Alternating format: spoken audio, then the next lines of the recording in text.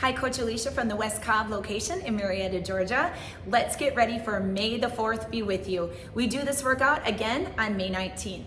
It's a run to row style workout. You'll see the treadmill 4 times, you'll see the rower 4 times, and then on the weight floor you have 4 exercises within a circuit and decreasing rep counts. Unilateral training is the focus on the weight. Have your treadmills transition to the rower. Block 1 starts on the rower with a 300-meter push row. Have them select that stored program.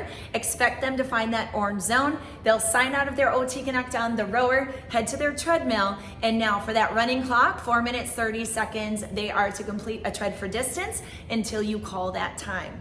Have them remember this distance. Your cueing is going to be follow the leader style. So as soon as that first person finishes their 300-meter push row, check in with them, fist bump, high five. Great job getting that first flat point. Head to your treadmill.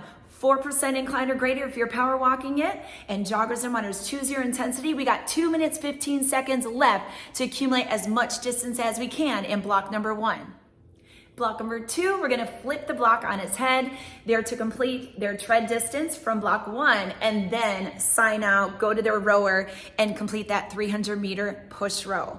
Their main goal is just to get that push row done, but the challenge would be to get to the bonus back to that treadmill and tread for distance before you call the end of that time for the block, 5 minutes. Blocks 3 and 4 work together. Now we're gonna set a distance on the treadmills. Power walkers will be at 5% incline or greater. Their distance they have to complete before heading to the rower is 0.13. Joggers and runners have a 0.25 mile, and that's gonna be at a push. They'll leave the treadmill, head to the rower, row for distance until that clock runs out. We recover, and then we settle in with that row for distance to start that final block. They'll head to the treadmill, try to complete that 0.25 push, or power walkers 0.13 at 5% incline. The bonus would be try to finish that distance on the tread and get back to the rower. Finisher, as always, 30-second all out. 2 blocks on the weight floor, 10 minutes, 30 seconds for each one. We start off with 8 reps of each exercise on either side for the unilateral training. We decrease the reps by 2 each round. If the members get to the end, 4 reps on repeat until you call that time. Really exaggerate the explosiveness of the movement, slowing on the way down, pause and wait, and then explosiveness. If you want to use that rehearsal technique, today might be a good day to do it. A lot of really good exercises that are kind of deep and finicky. So use that as an option for kind of exploring how to get them to perform those moves with the tempo that you want.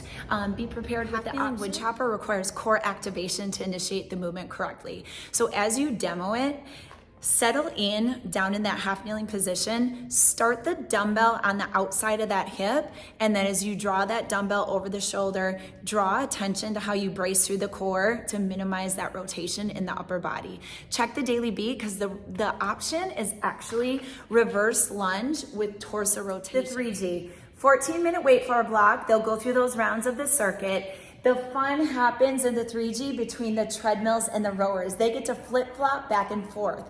Those people starting on the treads, they have a 2-minute tread for distance, and that sets the goal from here into the end. So every time they come back to the tread, encourage them to match or beat that distance. When cueing them and coaching them, help them think of a consistent intensity that they can repeat for those rounds.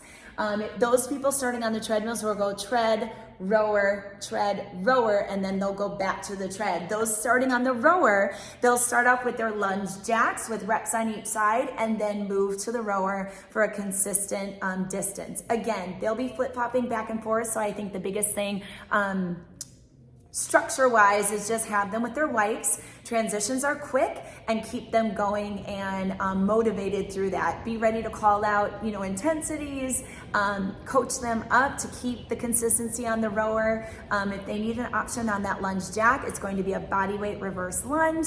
Have fun with this one. It's going to be high energy.